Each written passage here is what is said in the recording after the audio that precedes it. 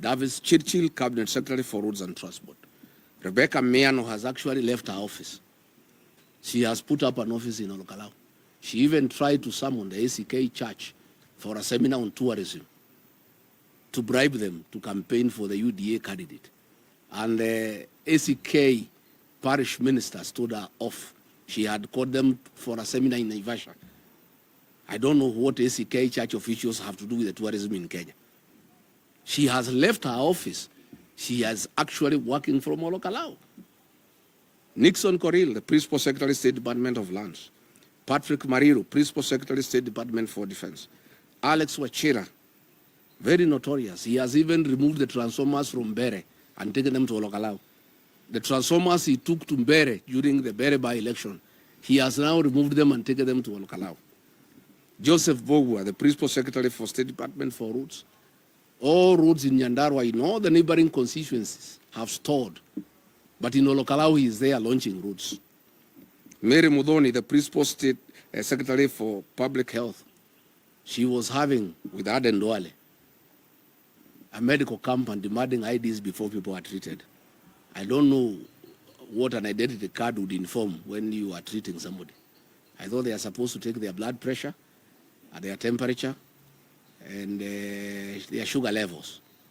But instead of doing that, finding out what is their BP, what's their sugar levels, what is their temperature, instead they are taking the ID, which means the whole thing was a fake.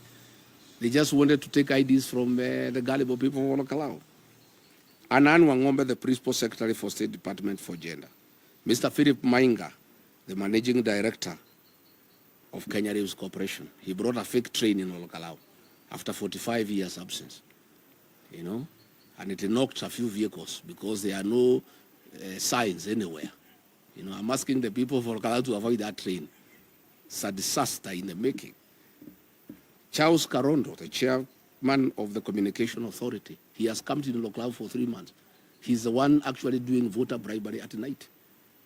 You know, when he is not in Olokalao, he's in Keharu, where he's been the sponsor to oppose Dende Nyoro. He's the one actually mapping all the homes for voter bribery.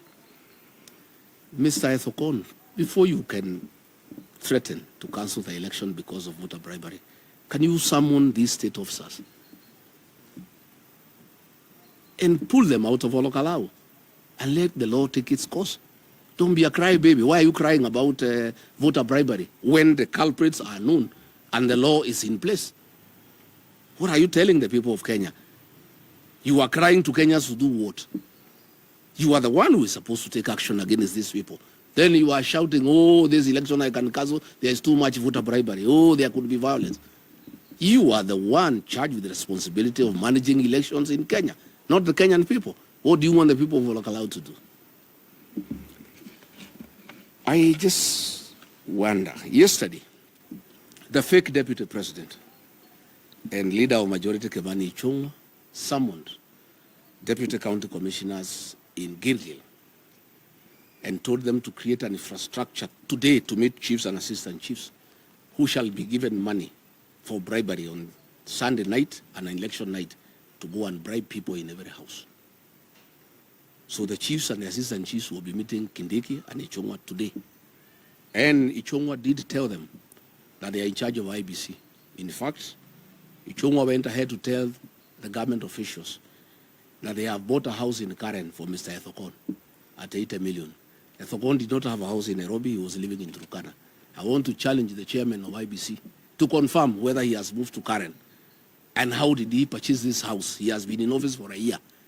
His income is not sufficient to buy a house for 80 million. Is it true what Ichung'wa is saying, that the government has bought you a house in Karen so that you can bangle the 2027 general election? And Ichung'wa told the officers that they have instructed Ethokon to make sure that the UDA candidate is announced, the winner, even if he loses, even if people die. I want to challenge Ethokon. When did you move to Karen? You came from Turkana.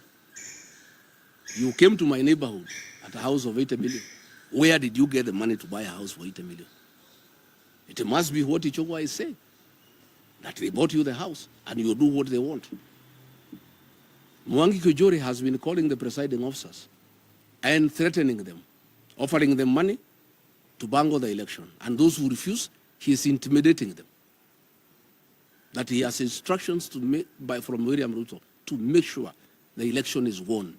And he is telling them that if they don't help government, they'll face government wrath. I want to thank the returning officer and all presiding officers in Olkalau. So far, they have been very firm. Please don't be intimidated. Kionjore, Ichungwa, Kindeki, Ruto will take you nowhere. Live up to the oath you have taken to conduct free and fair election in Olkalau. I want to say, Bwana Ethakan, do the right thing. Don't try to postpone this election. Make sure there is no violence. Talk to the IG to make a public statement that goons will not be allowed into Olkalau. Because if there are no goons, the election will be peaceful. The people of Olkalau are extremely peaceful and they don't want violence. During the 25th commemoration of Gen Z protests, we saw police deployment in the city.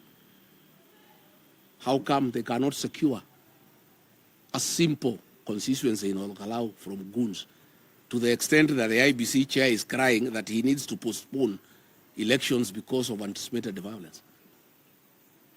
We are asking IBC to discuss with the IG that plainclothes police officers are not deployed in Olkalau because they are the ones who cause violence. They are the ones who cause violence in Bere. Plainclothes police officers are the ones